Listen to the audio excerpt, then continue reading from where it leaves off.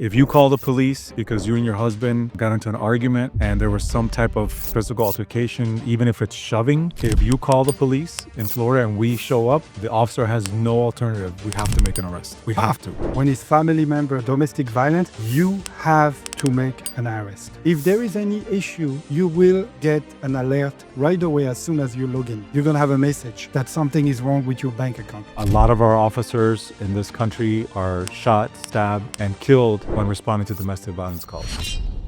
Welcome to Uncovering the Truth with Victor Albiz, and today we have a special guest with us. It's Juan Pinillos. He's the Chief of Police of North Miami Beach. I'm very happy to be here. I'm excited. Thank you. So we have a lot of questions for you because, Great. with everything's going on now, people, first of all, I want to explain you what's the meaning of this podcast, okay? We are not here to talk about private investigator story that happened 20 years ago. We're not here to talk about private investigator in general. We're here to talk about how we can help the community, how people can be, we're here to answer question of the community, the people living around the neighborhood. Sure. And it's very important because a lot of people are a little bit sketchy about, not sketchy, but concerned about the police work. Right. And Yeah. it's been around for sometimes. And I just want to understand, what do you do?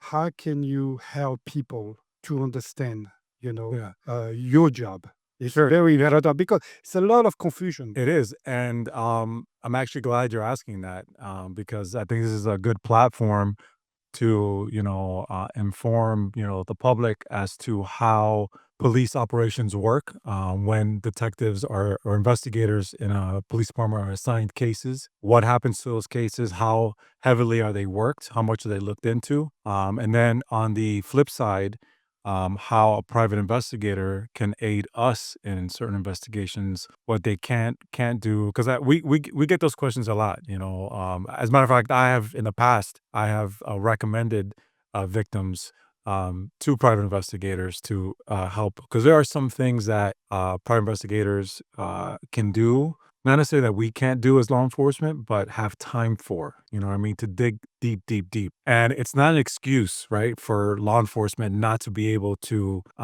help aid a victim that obviously was a victim of a crime. It's not that we don't have time or we can't. It's just that we have other cases that we have to prioritize, unfortunately, right? And I know as a victim, you don't want to hear that. Your car gets burglarized and your suitcase gets stolen with your laptop and your wallet, your credit cards, your gun, all those things. You want it back. You want it now, and we understand that. But unfortunately, in this day and age, unless we have witnesses, DNA, video primarily, it's very, very difficult to address to give each case that level of importance that it deserves. Yes. Right. So, for every case we get today, we have 10 more waiting for us tomorrow. Right. Yeah. All right. So we have to prioritize those cases. We have a system that we use to kind of sort those out. They're called A cases, B cases, and C cases. That's how we do it. Yeah, you go by priority. Because, of course, you police department are not like a private investigation company. In private investigation company, they help the private sector to help them for many other cases. It could be civil or it could be criminal. Correct. Or civil case, police department doesn't take care of them. That's a great point. And the big confusion today, it's people don't understand what civil cases are and what criminal cases are, and why police officers say, no, we cannot help you.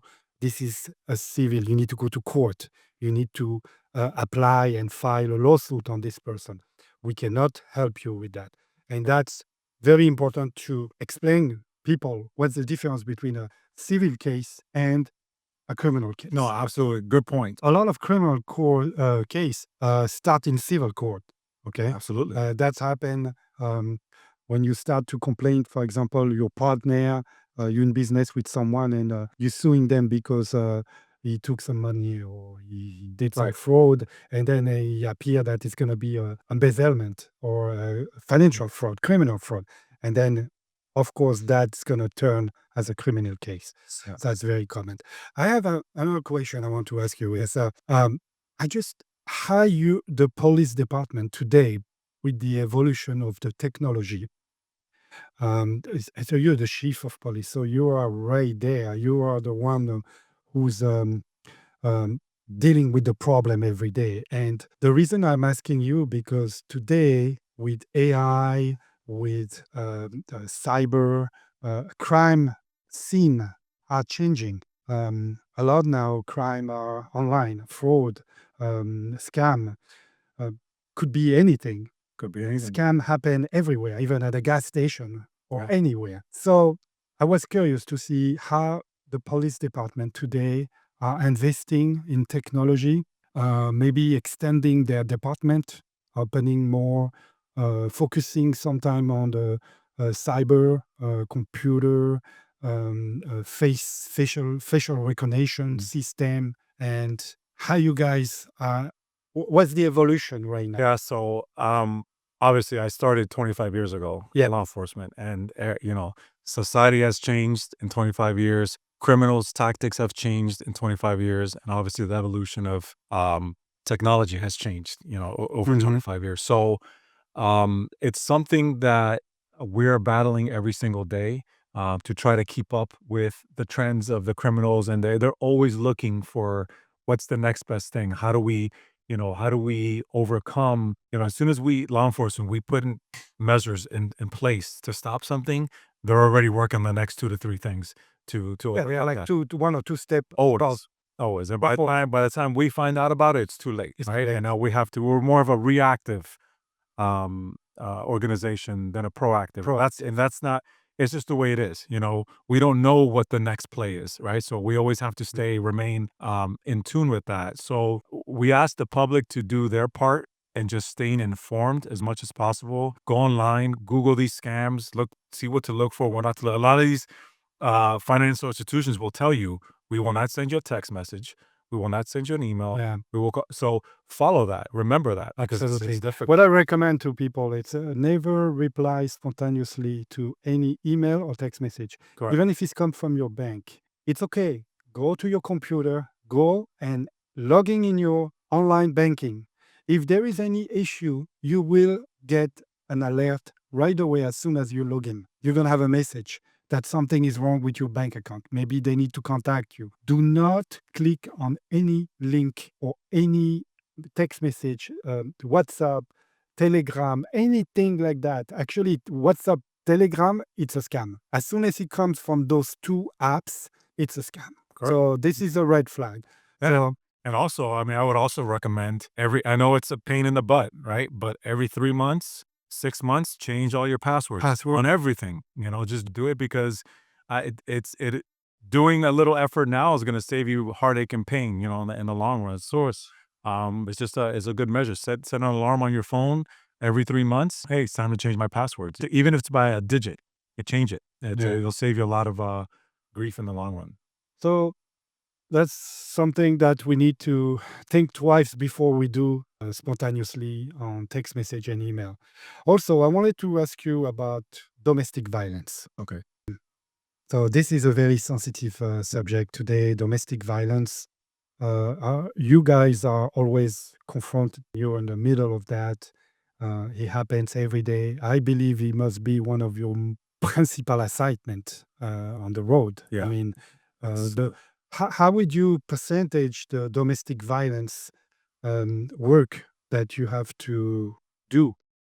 So, yeah, if I had to guess, if you had to guess, I don't have the numbers in front of me. Yes, but if I had to guess, I would say, 60 to 70% of our calls, on a monthly basis have to do with some form of domestic violence. Some form of Right. domestic violence. Yeah. And a lot of the misconception is, at least in the state of Florida, domestic violence is just not a partnership between a man or a woman or whatever alternative lifestyle you lead is fine. But it's also considered brothers and sisters and Family or member. family members. All that is considered domestic violence. At work, Place too. There's workplace violence, sexual harassment, those type of things. But and the reason why I bring up family members is because in the state of Florida, law enforcement, we don't have discretion as far as arrests when it comes to that. So, in other words, if you call the police because you and your husband got into an argument and there was some type of physical altercation, even if it's shoving, if you call the police in Florida and we show up, the officer has no alternative. We have to make an arrest. We have to. There's no, it's different than when if me and you and I are at a bar drinking and we get into a fight An and argument, then we yes. shake hands afterwards and we walk away and the police are called and I say, "Yeah, you know what? We're good. I don't want to press any charges." You say the same thing. The officer can leave. It's no problem. It's good. But Domestic violence, it doesn't work that way. when it's family member, domestic violence, you have to make an arrest. We have to make an arrest. How did you, because it's between two people most of the time, okay? Right. Maybe, So, yes. how did you make a decision to arrest this person and not that person? And Typically- obviously, Right. So typically what happens is we have to go off of whatever physical evidence that we have at the time. So if we have a male if I have a female who calls regards to a male attacking her or beating her or whatever, when we get there, we'll look at both parties. And if the female has scratches or any type of fresh marks on her or them, and the male doesn't, then that tells us that more than likely she's telling the truth. Or it could go either way. I'm just using her as an yeah, example. yes, of course. Then will affect the arrest. There are situations where they have what we call mutual combatants, when both of them are actively involved, Oh, right? So then we have to figure out, okay, who was the aggressor, right? Who started it and who was defending themselves? So Interesting. because it could happen, there's a stand your ground law here. Yeah. You can defend yourself, right? So we have to figure out who was defending themselves and who was the actual aggressor. And there are times where we can't figure none of that out, and they both go to jail. Oh, they both go to jail. Okay, that's what I was. Yeah. That's correct. Because They both go to this- and there are kids in the and if there's kids there. Unfortunately, we don't like to do this, but if our hands are forced to arrest both mom and dad or whatever the situation is, then we'll have to call DCF or family members to come and take the children so they can settle their differences in court, or the judge can give them bail or whatever it is. Wow, that's a very tough decision. It's a tough job to define who's right, who's wrong, because you're a police officer. You're enforcing the law. You're here to protect citizens. You're here to enforce the law, but you're not here to judge. This is not your just the fact. We just want the facts. That's it. We're not here to, create a bias or it's just we're there. It's very difficult. And just one little thing. So we're talking about domestic violence. The number one killer of law enforcement is domestic violence calls.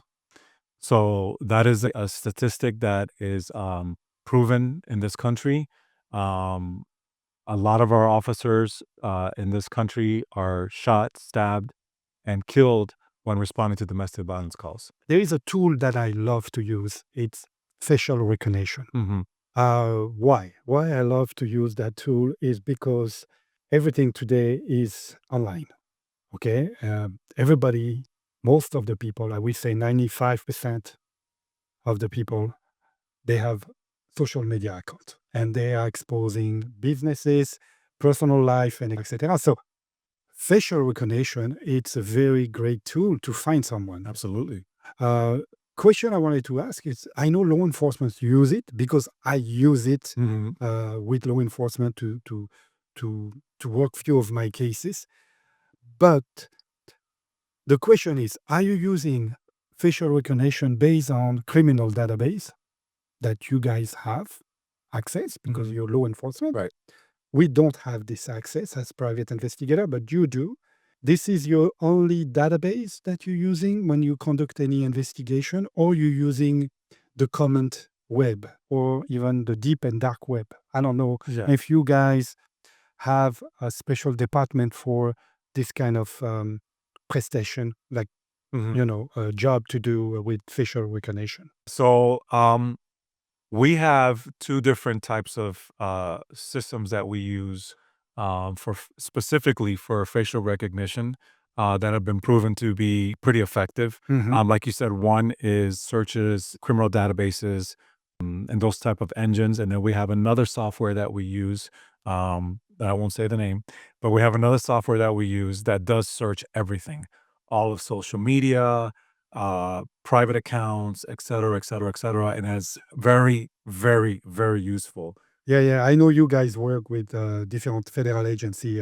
Actually, we work together on one Yes, case they did. with the DEA. Yeah, yeah. I was working with. Yes, That was a case that I bring to you they guys, did. Job. and the outcome was pretty good. I hope so. I believe So, and you guys even have a federal agent in place in your department, yes, and they have their offices there. yeah, they're called TFOs, task force officers, Mm. that are North Miami Beach police officers, and they are assigned to different federal agencies within the country, but specifically in the Miami field office. You know, we have them in for Secret Service, FBI, um, GEA. EA. So all the major federal agencies, we have task force officers that are assigned to them. They have federal credentials, which gives them federal to aid us in our investigations and also aid that specific agency as well. So we kind of lend them out, but they return to help us. Yeah. Of course. So if we have an armed robbery, for example,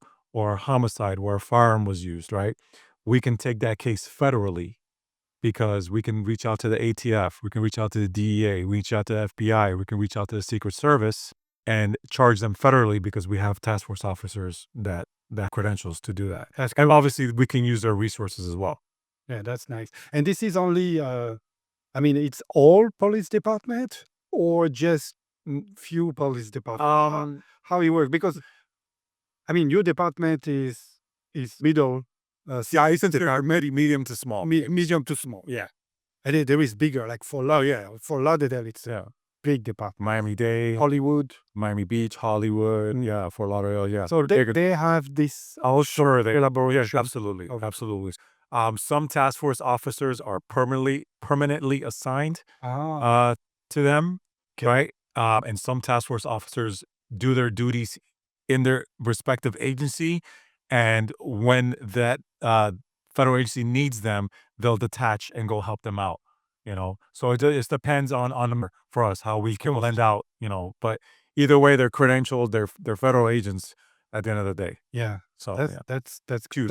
so this is a great collaboration with the federal government and the local law enforcement agency. That's great. I mean, that's how you fight crime, Yeah, actually, and we get to share information. right. Yeah, human trafficking is a big problem too. We have task force officers that are assigned to human trafficking. Yeah, with the Miami-Dade State Attorney's Office and the FBI, and we've done some great work with them as well. So it's it ends. There's Never always had, huh? something. And about trafficking, are you guys facing a lot of human trafficking in North Miami Beach? I mean, did you? Because I know a lot of human trafficking is related to gangs. So I know North Miami used to. I'm not sure anymore, but they used to have a gang member. They gang groups, Yeah. gangs, and maybe North Miami Beach too. I mean, Yeah, so back in the day, I would say probably I don't know, 15 years. 10 to 15 years ago, we had a significant gang issue where a lot of gangs that were forming in our city. But we did a really good job over the 15 years to really dismantle those organizations and kind of put an end to it. You're always going to have smaller subsidiary gangs that pop Of up, course. and try to form something. But we do our best Watched it. to watch as soon as we can. Yeah. Yeah, that's So good. back to the human trafficking question. Yes. That human trafficking it's gangs, it's massage parlors, it's children exploited, it's workers that are being exploited. It comes in many, many different forms. And over the years, what we've found is, and very common in almost human trafficking victims, that they are very silent. They don't want to speak. They don't want to speak out. Why? Because They're they scared. they're scared because that may pay the repercussions back in the countries where they're coming from. So very important that as parents you get involved. Take your kid's phone, check their accounts on their PlayStations or Xboxes, see where they're chatting with, see who they're talking to, because these kids are naive and they think they made a friend, and meanwhile this person plotting to lure them somewhere, to get them to meet them somewhere, exchange something, and next thing you know, They're calling. they're calling you, Yeah. or us to help find their child, Of or course. so it's very important that you stay on top of that. Yeah.